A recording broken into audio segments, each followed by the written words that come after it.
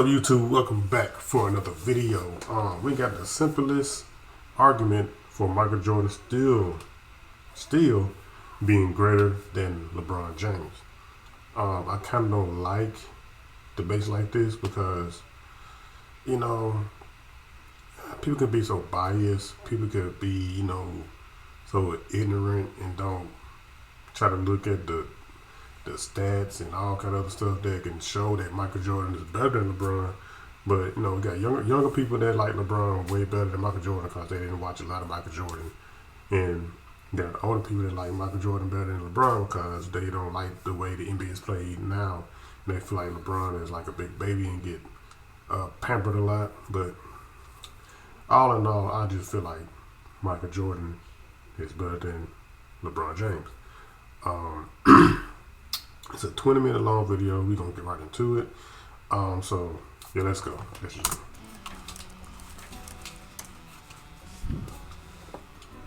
I don't like Nick Wright for some reason. LeBron James is better at basketball than anyone I've ever seen.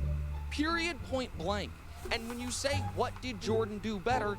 It's a good question. Because the one thing people say is Jordan was a better scorer. Well, was he? Jordan, for his career, averaged exactly 3 more points per game than LeBron averaged. But he did it on more than 3 more shots per game. LeBron shoots a better percentage from 2, shoots a better percentage from 3. He is clearly the more versatile defender. LeBron James can guard 5 positions on the court. Listening to Nick Wright talk about LeBron James, it hurts my head, to be honest. No, it's not because I hate LeBron. No, it's not because I'm your typical run-of-the-mill old head who thinks Michael Jordan is Jesus. But it's because Nick says a lot of things that sound good when nobody on the panel takes the time to correct him on things he's clearly wrong or biased about. Yeah. He went to a team that was not a playoff team and made him a champion. He left that team and they missed the playoffs. So, you're just going to ignore every other factor that led to Miami missing the playoffs that year? Alright, cool. I'm not about to have a roasting session of Nick Wright, and honestly, I'm not even going to take the time to correct everything he says because B-Sauls actually did a good enough job on that a while back. But what I am going to do is inject some simple but needed common sense into this whole MJ-LeBron argument. Please This do. is really the simplest argument you're ever going to hear, and I don't know why it never comes up. Do you know what else never comes up? This awesome app that you've definitely never heard of that can help you get a front row seat to see players that haven't caught Michael Jordan yet.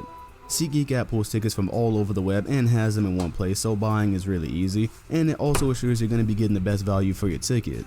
While you're doing your search, each ticket is ranked with a score from 1 to 100 that lets you. And on top of that, until we get to the end, I'm not even going to mention championships once. I am going to mention them, but by the time I do, I have a feeling they won't be necessary to cement what I've already said. There seems to be this group of people out there that just want rings to go away when comparing their favorite players. Every single day I see NBA Twitter trying to diminish the greatest thing you can accomplish as a superstar franchise player. So we're going to play by that group's rules until the end where I show how stupid that logic is. But for now, let's get started on this. Depending on when this video comes out, LeBron James is roughly 25 games away from completing his 15th year in the NBA. That's significant for this video because by that point, he will have played the same amount of seasons as Michael Jordan, giving them a nice and easy basis for comparison. Of course, there's the fact that he's already played more total regular season games than him, and the fact that the remaining 25 games really aren't going to change anything I have to say. Starting from the top, Nick Wright had some snarky attitude about MJ being the better scorer than LeBron, and then he even questioned that because of MJ attempting 3 more shots per game in his career. Okay, well, I don't know much about math, but I don't need to know much to understand these basic numbers. The fact that LeBron hasn't finished his 15th season yet is pretty irrelevant here because he's almost an entire 2,000 points behind Jordan as we speak. Same amount of time, more games played, and close to a 2,000 point difference. But that's not the best part about that. Do you know when Michael Jordan scored most of his 32,000 points? In the 11 seasons with the Chicago Bulls when he wasn't coming back from retirement or a broken foot. So if we do the math on that, in 11 seasons, Michael scored 28,412 points. Damn. That's very close to the total amount of points LeBron James has in 15 total seasons.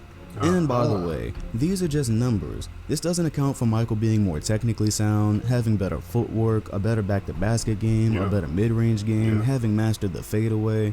Oh, and I also purposely waited until the end to remind you that Jordan is a 10-time scoring champion. LeBron won the scoring title once. Jordan's best scoring year was 37 points a game compared to LeBron's 31. This was a regular-sized NBA player that almost averaged 40 a game in the era that you all like to call quote-unquote real basketball. So you know what, I don't think anybody except Nick Wright was even questioning Michael being the better scorer. If you want to side with him because you think Michael attempting 3 more shots a game accounts for everything I just laid out, then be my guest, but I'm marking this one off. Oh, and a side note before I leave this area for good. For those of you that are going to use the field goal percentage argument Nick Wright set you up to fail with, which I am going to touch on a little bit more later, check out where most of LeBron James' attempts have come from in his career. Every single season, his leading metric by far is from 0 to 3 feet away from the basket. Unfortunately, this data for Michael Jordan doesn't exist outside of his Wizard seasons, but I don't think it needs to exist for you to know MJ didn't barrel into the paint as much as LeBron James given the size difference. Right. Given that you'd probably know that, this 0.6 of a percentage point that separates their career field goal percentage shouldn't mean jack shit. And the fact that I've heard Nick Wright just try to gloss over this like LeBron was just so much more efficient than Jordan, again, those are just the things that hurt my head. Let's move on. Okay, so now we're going to get onto the topic of defense. Mr. Wright actually did have a point about LeBron being a more versatile defender. I mean, he's bigger. His size has allowed him to guard real fours like Pau Gasol occasionally, although I don't think I've ever actually seen him take on a legitimate center for any good amount of time. All this talk about him guarding all 5 positions, but would you have wanted him down there with Dwight Howard in 2009? If DeMarcus Cousins was on fire, would you stick LeBron on him? No. Okay, wait. The whole 5 position thing, that's its own topic. Yes, LeBron is more versatile, and in today's small ball game, you could technically let him guard anyone in most situations. But how many times do we need to go over the facts that versatility does not equal better?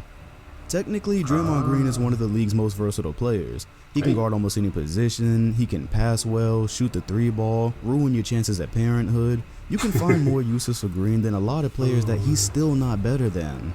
So bringing it back to MJ and LeBron, I'm struggling with this for a few reasons. First off, Michael Jordan has a lot more steals than LeBron in the same amount of time. 2,514 versus 1,835. That gap is not closing before the season ends unless LeBron turns into LiAngelo Ball. So again, there's no need to wait and compare for that. Along with leading the league in scoring 10 times, Michael also led the league in steals 3 times. How many times did LeBron do that? None. Zip. 0. Michael has a Defensive Player of the Year award. Let's check. Nope, LeBron doesn't have that. Michael has 9 defensive first team selections. LeBron has 6. On top of everything I just said, LeBron is only 33 years old right now, and he's already quit playing defense as far as we can tell this season. So if we open up the good old basketball Bible and scroll down here, we can see that Michael actually made the defensive first team for every year that he played in the 90s, including when he was 34 years old in his last season with Chicago. So not only was he winning championships, not only was he winning scoring titles, but he was simultaneously playing both sides of the floor at a high level. Do you know how many passes we give today's superstars for not playing great defense because we know they're carrying an offense? Michael did both. There was no such thing as a Jordan-led squad being the worst defensive team in the league because the tone he set wouldn't allow it. I think I've said enough here. Also, if you're wondering about blocks, MJ currently has him by about 20, so it seems like LeBron is gonna either tie or pass him this season. I think that means we can call that stat a wash because there's not gonna be a margin where we can just flat out say someone was way better regardless of what happens. Of course, LeBron has his signature chase down block he was better at, but the numbers are gonna be pretty close there. So, to the point we're at now, we've established Michael as the clear better offensive player. You can go ahead and make a huge deal out of the 0.6 of a percentage point that separates their shooting if that's your cup of tea, but I don't think it's a strong argument, especially when you consider how many of those buckets were right at the rim because LeBron is a freight train. After all, he's so much bigger and stronger, right? If you're even gonna dare to question who the better scorer is, and LeBron is that much bigger and stronger, that field goal percentage shouldn't be that close.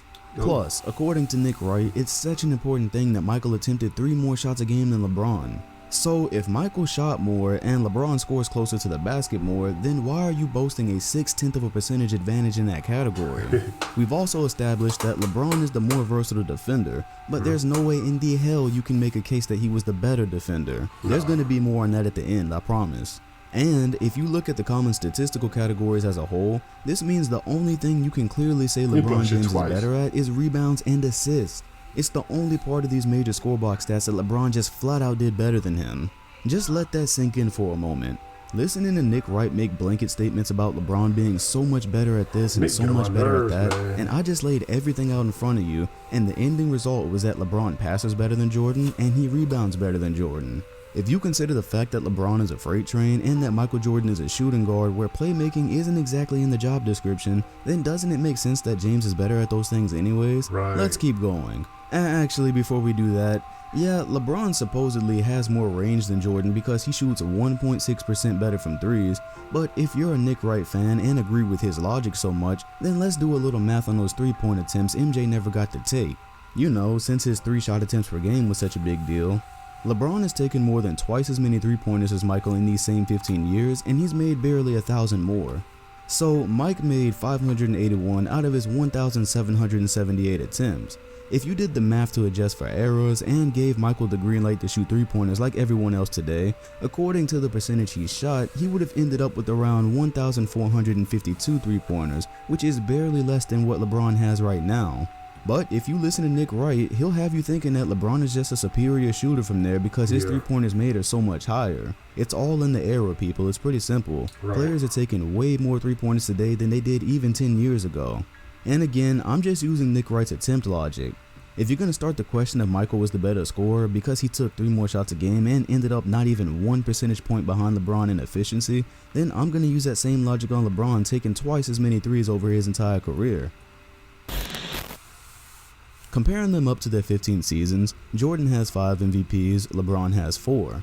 Unless James Harden gets abducted or the Monstars pop up and take his talents, LeBron won't match that this season, and I think this year was the best shot he was going to get at another MVP. So check. But hang on a minute, I'm not done yet.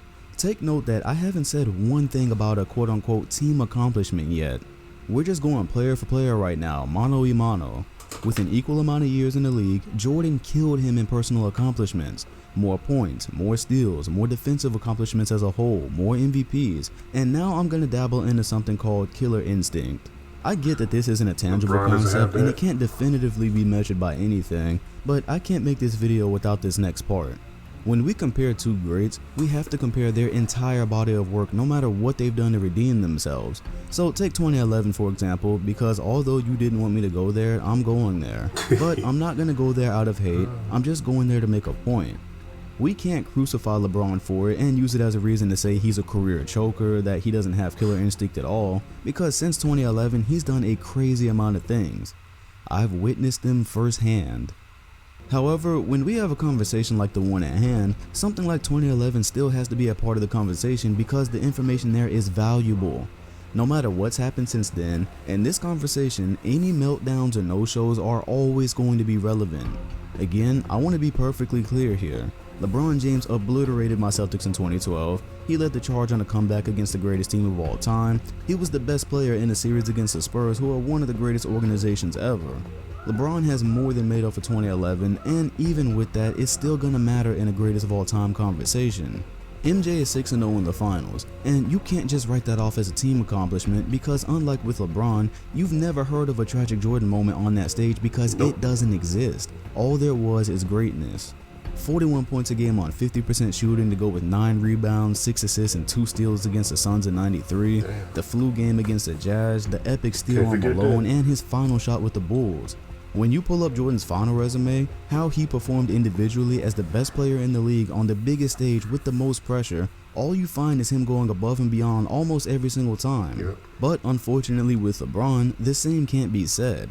Sure, he's had his amazing moments. Hell, even in a series like 2015 where he didn't win, even the fact that he made us think he could win was great. But that is never going to change what I'm about to show you. Can he stop Jason Terry? Can he stop Jason Terry? What?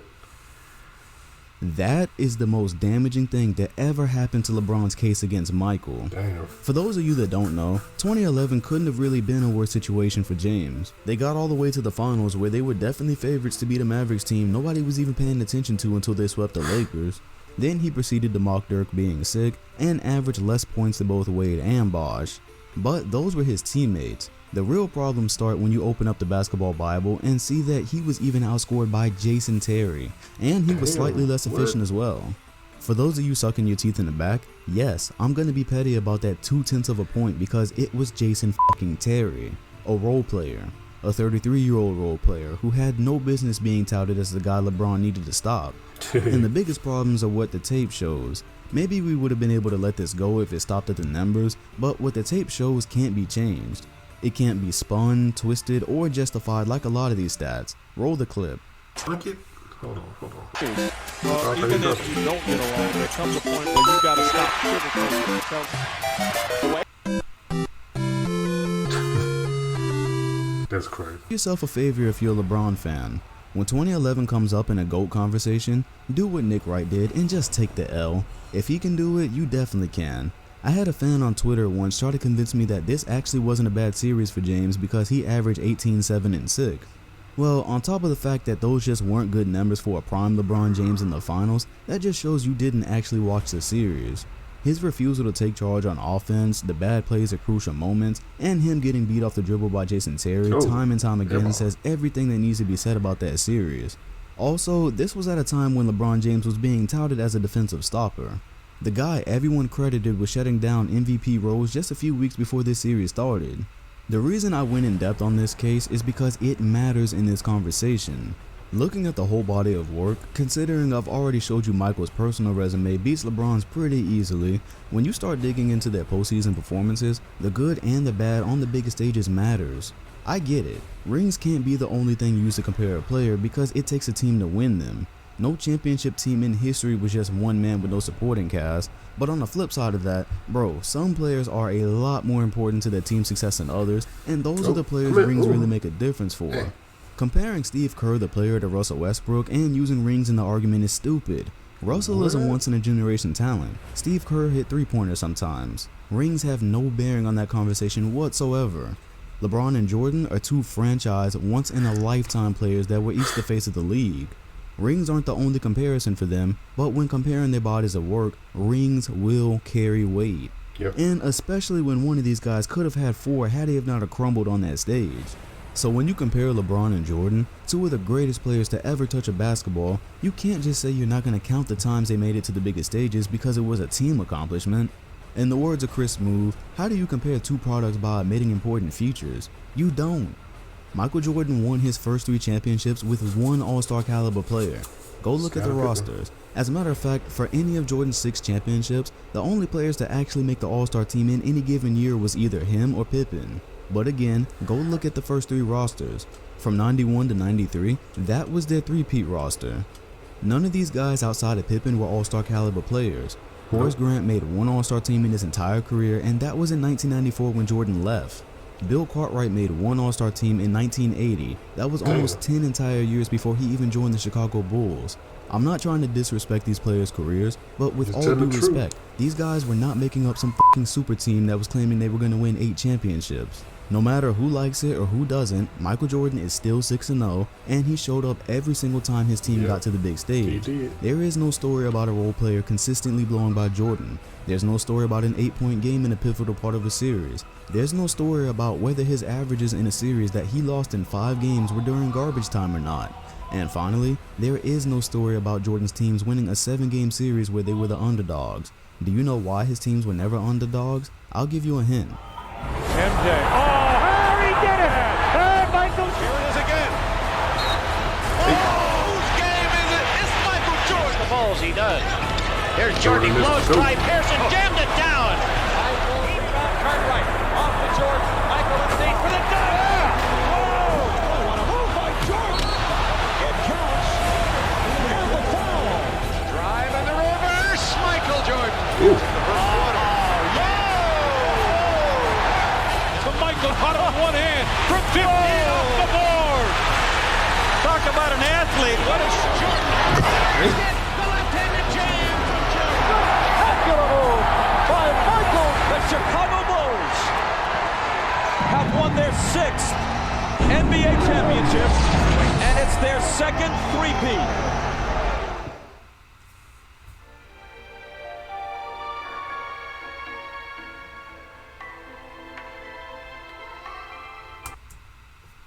Okay. There you have it, man. I don't care what nobody say. I don't care what nobody say. Michael Jordan is still will always be greater than LeBron James. And with that being said, I'm done. I'm not talking about it anymore. Thanks for watching. Subscribe if you're new. Hit the like button. Let me know what y'all think about this whole situation. But I'm out. Peace.